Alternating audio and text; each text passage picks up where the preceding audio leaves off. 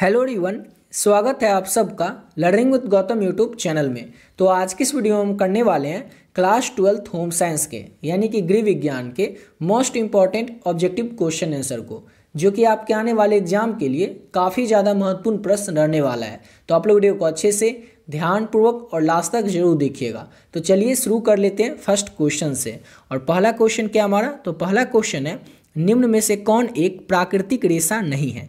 चार ऑप्शन में से आपको बताना है कि कौन एक प्राकृतिक रेशा नहीं है। तो नायलॉन जो है एक प्राकृतिक रेशा नहीं है, ये मानव निर्मित रेशा है। लेकिन कपास, ऊन और ये रेशम, ये सब क्या है, तो एक प्राकृतिक रेशा है। आपसे ये क्वेश्चन लघु उत्तरीय में भी पूछा जा सकता है कि प्राकृतिक रेशा क्या होता है। तो आप लोग याद रखिएगा वो रेशा जो कि हमें प्राकृतिक रूप से प्राप्त होते हैं, जैसे कि कपास, ऊन, रेशम, सूती, ये सब क्या होते हैं, तो हमें प्राकृतिक रूप से प्राप्त होते हैं। तो ये सब होते हैं प्राकृतिक रेशा। आपसे एग्जाम में ये लघु उत्तरीय में पूछा जाएगा, तो याद रखिएगा। एक लाइन में बस याद रखना है कि वे रेशा जो हमें प्राकृतिक रूप से प्राप्त होते हैं वो क्या होते हैं, तो प्राकृतिक रेशा होते हैं। कुछ एग्जाम्पल लिख दीजिएगा, जैसे कि कपास हो गया, ऊन हो गया, रेशम हो गया, ये सब क्या होते हैं, प्राकृतिक रेशा होते हैं। और आपसे ये भी पूछा जा सकता है कि मानव निर्मित रेशा क्या होते हैं। तो याद रखिएगा वो रेशा जो कि मानव के द्वारा बनाया जाता है, जैसे कि नायलॉन, पॉलिस्टर, ये सब क्या हो गए, तो मानव निर्मित रेशा हो गए। ये होते हैं मानव निर्मित रेशा। दोनों को अच्छे से आपको याद रखना है। अब करते हैं अपने अगले क्वेश्चन को। और नेक्स्ट क्वेश्चन है सूती कपास धोने का पहला कदम क्या है। यहाँ पर होगा सूती कपड़ा। सूती कपड़ा धोने का पहला कदम क्या होता है, तो कपड़ों पर नील तथा कलप लगाना। यहाँ पर कपास नहीं, कपड़ा होगा। कपड़ों पर नील तथा कलप लगाना सूती कपड़ा धोने का पहला कदम होता है, पहला नियम होता है। ऑप्शन नंबर ए हो जाएगा। अगला क्वेश्चन है नियमित धुलाई से वस्त्र बने रहते हैं। तो नियमित धुलाई से यानी कि रेगुलर धुलाई से वस्त्र यानी कि कपड़े क्या होते हैं, तो साफ रहते हैं, दुर्गंध मुक्त होते हैं, यानी कि कोई बदबू नहीं आती है कपड़े से, रोगाणु रहित रहते हैं, यानी कि जो वस्त्र होते हैं, कपड़े होते हैं, उसमें कोई भी रोग नहीं आता है। यानी कि रोग कहने का मतलब कोई भी कीड़े मकोड़े उस पर लगे नहीं रहते हैं। समझ गए, इसलिए ऑप्शन डी हो जाएगा। इनमें से सभी नियमित धुलाई से वस्त्र बने रहते हैं, ये सभी प्रकार के। अगला क्वेश्चन करते हैं। और नेक्स्ट क्वेश्चन है घर में कपड़े धोने से निम्न में से किसकी बचत होती है। अगर घर में हम कपड़े धो लेते हैं, धोबी को कपड़े धोने के लिए नहीं देते, इससे क्या होगा, धन की बचत होगी। ऑप्शन नंबर बी हो जाएगा। अगला क्वेश्चन है हमारा कच्चे रंगों के कपड़े धोते समय पानी में क्या मिलाया जाता है। कच्चे रंग के जो कपड़े होते हैं उसको धोते समय पानी में क्या मिलाया जाता है, तो सिरका को मिलाया जाता है। ऑप्शन नंबर ए हो जाएगा। इंपॉर्टेंट क्वेश्चन है, याद रखिएगा। अगला क्वेश्चन है निम्न में से किन कपड़ों को इस्त्री करने की आवश्यकता नहीं होती है। किस कपड़ों को इस्त्री करने की आवश्यकता होती ही नहीं है, तो जूट के बने कपड़े को इस्त्री करने की आवश्यकता नहीं होती है। ऑप्शन नंबर डी हो जाएगा। अगला क्वेश्चन है रक्त का धब्बा किस वर्ग में आता है। रक्त का यानी कि खून का जो धब्बा होता है किस वर्ग में आता है, तो खून का जो धब्बा होता है ये प्राणिज धब्बा के अंतर्गत आता है। ऑप्शन नंबर ए हो जाएगा। अगला क्वेश्चन है निम्न में से कौन शुद्ध जल है। चार ऑप्शन में से आपको बताना है शुद्ध जल कौन सा है। तो जो वर्षा का जल होता है, वर्षा का पानी होता है, ये शुद्ध जल होता है, शुद्ध पानी होता है। ऑप्शन नंबर बी हो जाएगा।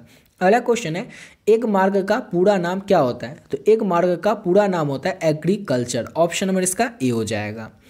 अगला क्वेश्चन है हमारा परिवार के लिए आहार आयोजन डैश आधार पर बननी चाहिए। परिवार के लिए जो आहार आयोजन है वो दैनिक आधार पर बननी चाहिए। किस आधार पर बननी चाहिए, तो परिवार के लिए जो आहार आयोजन है ये दैनिक आधार पर बननी चाहिए। ऑप्शन नंबर इसका ए हो जाएगा। अगला क्वेश्चन है खाद्य पदार्थों के परीक्षण के अंतर्गत क्या आता है। तो खाद्य पदार्थों के परीक्षण के अंतर्गत जो है जैम जेली बनाना, मुरब्बा अचार बनाना, श्वेकेस शरबत बनाना, यानी कि ये सभी आता है खाद्य पदार्थों के परीक्षण के अंतर्गत। याद रखिएगा खाद्य पदार्थों के परीक्षण के अंतर्गत क्या आता है, तो ये सभी आते हैं। अगला क्वेश्चन कर लेते हैं। और नेक्स्ट क्वेश्चन है ग्रामीण क्षेत्र में कौन भूमि प्रदूषण का कारण नहीं है। चार ऑप्शन में से आपको बताना है कि ग्रामीण क्षेत्र में भूमि प्रदूषण का कारण कौन नहीं है। तो वनों की कटाई, वनों की जो कटाई है ग्रामीण क्षेत्र में भूमि प्रदूषण का कारण नहीं है। बाकी नालियों का पानी, खुले क्षेत्रों में मल का त्याग करना, कीटनाशक, तो भूमि प्रदूषण का ये सभी कारण है ग्रामीण क्षेत्रों में, गाँवों में। लेकिन वनों की जो कटाई है ये ग्रामीण क्षेत्रों में भूमि प्रदूषण का कारण नहीं है। अगला क्वेश्चन है सामान्य गर्भावस्था कितने हफ्तों की होती है। तो सामान्य गर्भावस्था जो है ये टोटल 40 हफ्तों का होता है, 40 वीक का होता है सामान्य गर्भावस्था। ऑप्शन नंबर ए हो जाएगा। अगर दिन आपसे पूछे तो याद रखिएगा 280 दिन।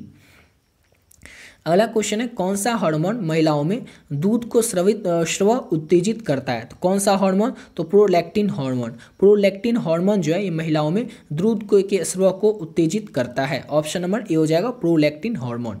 और अगला क्वेश्चन करने से पहले आपको बताना चाहेंगे, अगर अभी तक आप लोग होम साइंस के जो इंपॉर्टेंट गेस क्वेश्चन का पीडीएफ है वो नहीं लिए तो आप लोग किस तरह से ले सकते हैं और इसमें आपको क्या क्या मिलेगा। ऑलरेडी बहुत सारे बच्चे इस पीडीएफ को ले चुके हैं। जो भी बच्चे पहले से इस पीडीएफ को ले चुके हैं वीडियो को थोड़ा स्किप करके थोड़ा आगे से देख लीजिएगा आप लोग अगले क्वेश्चन से। जो भी बच्चे अभी तक इस पीडीएफ को नहीं लिए उनको बता दें इसमें आप लोगों को क्या क्या मिलेगा और किस तरह से आप लोग इस पीडीएफ को ले सकते हैं। इसमें आपको मिलेगा होम साइंस के जितने भी चैप्टर है ना, हर एक चैप्टर के इंपॉर्टेंट गेस ऑब्जेक्टिव क्वेश्चन हर एक चैप्टर का और गेस सब्जेक्टिव क्वेश्चन, यानी कि हर एक चैप्टर का जो भी चैप्टर है आपके होम साइंस में चैप्टर फर्स्ट से लास्ट तक हर एक चैप्टर का इंपॉर्टेंट ऑब्जेक्टिव और सब्जेक्टिव गेस क्वेश्चन आपको मिलेगा इस पीडीएफ में आंसर के साथ।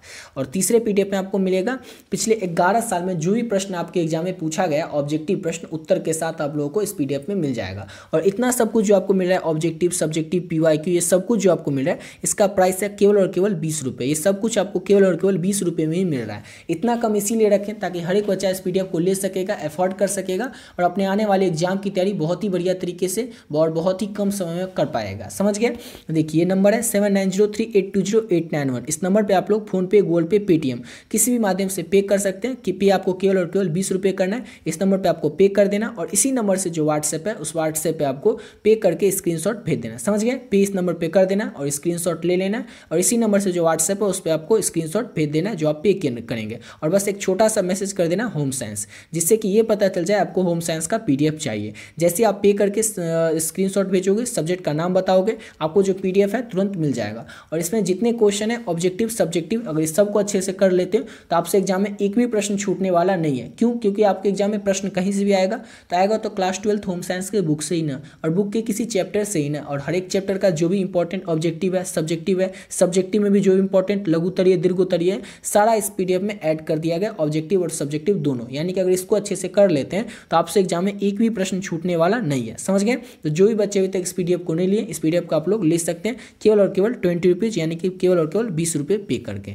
चलिए बात है अपने अगले क्वेश्चन पे। और अगला क्वेश्चन है हमारा शीतलता प्रदान करने वाला रंग का प्रयोग किस रूम में करना चाहिए। शीतलता प्रदान करने वाले रंग का जो प्रयोग है वो हमें शयन कक्ष में, जो हमारे विश्राम गृह होता है, हमारा जो रूम होता है उसमें हमें शीतलता प्रदान करने वाले रंग का प्रयोग करना चाहिए। ऑप्शन नंबर ए हो जाएगा शयन कक्ष में। अगला क्वेश्चन है निम्न में से कौन गर्म रंग है। चार ऑप्शन में सबको पता है नीला, पीला, हरा और लाल। तो लाल जो है ये गर्म रंग है। ऑप्शन नंबर डी हो जाएगा। नेक्स्ट क्वेश्चन करते हैं और अगला क्वेश्चन है एक दिन में डैश घंटे एटीएम द्वारा पैसे निकाले जाते हैं। एक दिन में कितने घंटे, तो आपको पता होगा 24 घंटे एटीएम की सेवा शुरू ही रहती है, यानी कि एक दिन में 24 घंटे एटीएम द्वारा पैसे निकाले जा सकते हैं। ऑप्शन नंबर सी हो जाएगा।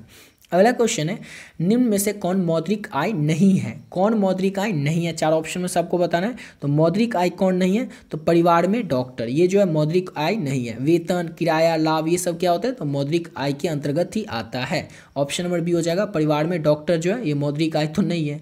अगला क्वेश्चन है निम्न में से कौन सा कार्य नैतिकता नहीं है। नैतिकता कौन सा कार्य नहीं है, कौन सा काम नहीं है, तो प्रतिस्पर्धा करना, किसी से प्रतिस्पर्धा करना जो है ये नैतिकता के अंतर्गत नहीं आता है। ऑप्शन नंबर इसका ए हो जाएगा। इथिक्स के अंतर्गत नहीं आता है। किसी का सहयोग करना, अनुशासन, उत्पादकता ये सब क्या है, तो नैतिकता है। अगला क्वेश्चन है अच्छे शिष्टाचार हैं। तो अच्छे शिष्टाचार जो हैं क्या होते हैं, तो शब्द एवं कर्म दोनों होते हैं। ये अच्छे शिष्टाचार जो है एक शब्द भी है और काम भी है, अच्छा काम भी है, अच्छा शिष्टाचार। ऑप्शन नंबर सी हो जाएगा। शब्द और कर्म दोनों हैं। अगला क्वेश्चन है लंबा दिखने के लिए कपड़ों पर धारियाँ होनी चाहिए। लंबा दिखने के लिए कपड़ों पर किस तरह की धारियाँ होनी चाहिए, तो लंबी धारियाँ होनी चाहिए जिससे कि व्यक्ति लंबा दिखता है, लेकिन उतना खास नहीं दिखता है, फिर भी दिखने में थोड़ा बहुत लंबा लग सकता है। समझ गए। तो लंबे दिखने के लिए कपड़ों पर धारियाँ लंबी होनी चाहिए। अगला क्वेश्चन है मनुष्य में कितने जोड़ी गुणसूत्र होते हैं। तो मनुष्य में जो है टोटल 23 जोड़ी गुणसूत्र होते हैं। ऑप्शन नंबर बी हो जाएगा। अगला क्वेश्चन है मानव शरीर में पीयूष ग्रंथि कहाँ होती है। याद रखिएगा मास्टर ग्रंथि किसे कहा जाता है, मोस्ट इंपॉर्टेंट क्वेश्चन है आपके एग्जाम के लिए। तो याद रखिएगा पीयूष ग्रंथि यानी कि पिट्यूटरी ग्लैंड को ही पीयूष ग्रंथि कहा जाता है। और मानव शरीर में जो ये पीयूष ग्रंथि है ये रहता कहाँ पर है, तो मस्तिष्क में रहता है, इसीलिए इसको क्या कहा जाता है, तो मास्टर ग्रंथि कहा जाता है पीयूष ग्रंथि को। अगला क्वेश्चन है हमारा निम्न में से कौन सी ग्रंथि हड्डियों और मांसपेशियों के विकास को नियंत्रित करती है? कौन सी जो ग्रंथि है वो हड्डियों और मांसपेशियों के विकास को नियंत्रित करती है? 4 ऑप्शन में से आपको बताना है। तो प्यूटेटरी जो ग्लैंड है, ये प्यूटेटरी ग्रंथि जो है ये हड्डियों और मांसपेशियों के विकास को नियंत्रित करती है। अगला क्वेश्चन है, निम्नलिखित में से कौन सी अंतःस्फीर ग्रंथि गर्दन में स्थित होती है? निम्नलिखित में से कौन सी अंतःस्फीर ग्रंथि जो है वो गर्दन में स्थित होती है? 4 ऑप्शन में से आपको बताना है। तो थायराइड ग्रंथि जो है ये गर्दन में स्थित होती है। ऑप्शन नंबर डी हो जाएगा। अगला क्वेश्चन है, कौन सा हार्मोन हृदय के धड़कन को उत्तेजित करता है? 4 ऑप्शन में से आपको बताना है कौन सा हार्मोन जो है ये हृदय की धड़कन को उत्तेजित करता है। तो थायरॉक्सिन हार्मोन जो है ये हृदय की धड़कन को उत्तेजित करता है। ऑप्शन नंबर ए हो जाएगा। अगला क्वेश्चन है, निम्नलिखित में से कौन सी ग्रंथि इंसुलिन बनाती है? 4 ऑप्शन में से आपको बताना है कौन सी ग्रंथि जो है ये क्या करती है? तो इंसुलिन बनाती है। तो अग्नाशय ग्रंथि ये क्या करती है? तो इंसुलिन बनाती है। ऑप्शन नंबर बी हो जाएगा। अगला क्वेश्चन है, निम्न में से यानी कि जो 4 ऑप्शन दिया हुआ है इसमें से कौन सी बीमारी वायु प्रदूषण के कारण होती है? कौन सी बीमारी वायु प्रदूषण के कारण हो जाती है? तो अस्थमा होती है वायु प्रदूषण के कारण। ऑप्शन नंबर बी हो जाएगा। अगला क्वेश्चन है, खाना पकाने में कौन सी विधि सबसे कम स्वास्थ्यप्रद है?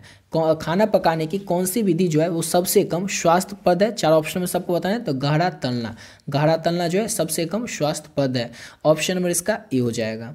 अगला क्वेश्चन है, निम्न में से कौन खाना पकाने का कारण नहीं है? खाना पकाने का कारण कौन नहीं है? तो भोजन की मात्रा बढ़ना ये खाना पकाने का कारण नहीं है। भोजन को अधिक स्वादिष्ट बनाना, भोजन के उपयोग के लिए सुरक्षित बनाना, भोजन को पचाने के लिए आसान बनाना, ये सब खाना पकाने का कारण है।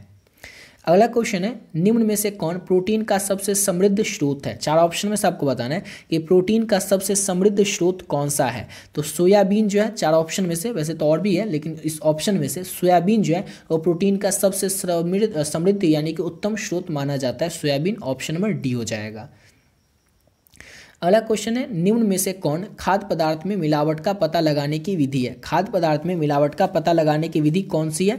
तो दृश्य परीक्षण यानी कि हम आंखों से देख के पता लगा सकते हैं। रासायनिक परीक्षण, रसायन जो केमिकल होता है उसका उपयोग करके हम पता लगा सकते हैं कि जो भोज्य पदार्थ है, खाद्य पदार्थ है, खाने योग्य पदार्थ है, उसमें मिलावट किया गया है कि नहीं। और भौतिक परीक्षण यानी कि इन सभी परीक्षण के द्वारा हम पता लगा सकते हैं जो खाद्य पदार्थ है, खाने युक्त पदार्थ है, उसमें मिलावट की गई है या नहीं। ऑप्शन नंबर डी हो जाएगा।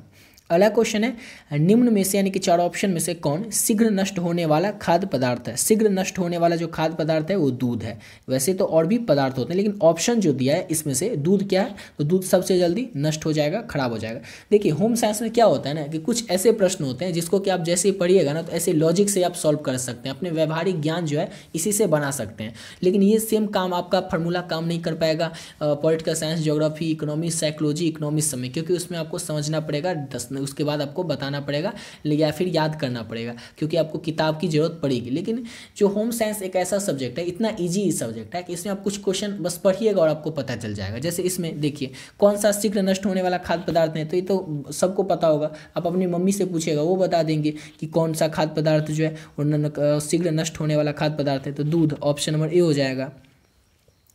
अगला क्वेश्चन है, निम्न में से कौन भोजन विषाक्त होने का कारण है? भोजन विषाक्त होने का कारण क्या है? तो कम पका हुआ होना, यानी कि भोजन अगर कम पका हुआ है तो भोजन विषैला हो सकता है। संक्रमित रसोई यानी कि जो रसोई घर है वो ज़्यादा संक्रमित है, इससे भोजन विषैला हो सकता है। पके हुए भोजन को लंबी अवधि तक रखना यानी कि बासी करके खाना या फिर भोजन को लंबी अवधि तक रखना, तो ये सभी कारण है भोजन विषाक्त होने के, भोज्य पदार्थ खाद्य पदार्थ के विषैला होने के सभी कारण है। ऑप्शन नंबर डी हो जाएगा। अगला क्वेश्चन है, गर्भावस्था के दौरान रक्त में किस तत्व की कमी हो जाती है? तो गर्भावस्था के दौरान रक्त में कैल्शियम की कमी हो जाती है। ऑप्शन नंबर बी हो जाएगा। समझ गए? गर्भावस्था के दौरान रक्त में किस तत्व की कमी हो जाती है? तो गर्भावस्था के दौरान रक्त में कैल्शियम की कमी हो जाती है। ऑप्शन नंबर इसका बी हो जाएगा। इसी के साथ वीडियो पे कंप्लीट करते हैं। आशा करता हूँ आप लोग को वीडियो अच्छा लगा होगा। और ऊपर जो आपको पीडीएफ बताएं, जो अभी बच्चे अभी तक होम साइंस उनका सब्जेक्ट है, यानी कि वीडियो देख रहे हैं तो आपको होम साइंस सब्जेक्ट होगा ही। और वो जो पीडीएफ है उसको अगर आप लोग नहीं लिए तो उसको आप लोग जरूर ले लीजिएगा। प्राइस केवल और केवल 20 रुपये, कोई खास नहीं है। इतना कम इसीलिए रखें ताकि आप लोग हर एक बच्चा उस पीडीएफ को ले सके, एफर्ड कर सके। और उसमें जितना क्वेश्चन है ना, अगर उसको अच्छे से कर लेते हैं ना तो आपसे एग्जाम में एक भी प्रश्न छूटेगा नहीं। क्यों नहीं छूटेगा बता चुके हैं। क्वेश्चन कहीं से भी आएगा, बुक से ही आएगा, बुक के किसी चैप्टर से ही आएगा। और और हर एक चैप्टर का चैप्टर वाइज ऑब्जेक्टिव और सब्जेक्टिव उस पीडीएफ में ऐड कर दिया गया। यानी कि अगर सिंपल सा अगर आप उस पीडीएफ को अच्छे से पढ़ लेते हैं, कंप्लीट कर लेते हैं, तो आपसे एग्जाम में एक भी प्रश्न छूटने वाला नहीं है। समझ गए? तो मिलते हैं नेक्स्ट वीडियो में नए वीडियो के साथ।